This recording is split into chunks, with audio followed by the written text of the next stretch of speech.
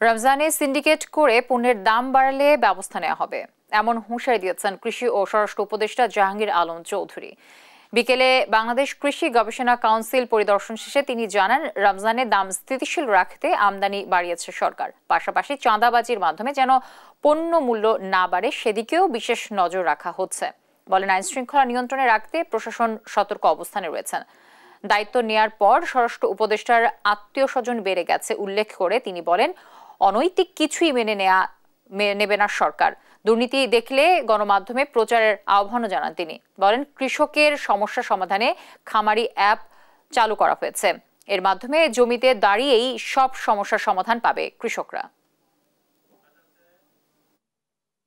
রমজানের সময় যদি কোনো নিত্যপণ্যের দাম বাড়ায়, সে শুধু জনগণের কাছে না, সে আল্লাহর কাছেও কিন্তু দায়ী হয়ে থাকবে, সে কিন্তু আল্লাহর কাছেও দায়ী হয়ে থাকবে। আর এই আবার দেখবেন অনেক সময় আছে, ওখানে আবার দুই একটা এক্সাম্পল দিয়ে দেখলে আবার আপনারা দিলে আবার ইউটিউবে আসলো, আবার এরা আবার অনেক সময় অখুশি হবে। কিন্তু এটা ক্ষেত্রে আপনারও লোকজনকে সচেতন করবেন, এবং আমাদের ক্ষেত্রে আমাদের যতটা অ্যাকশন নেওয়ার আমরা অতটা নিব।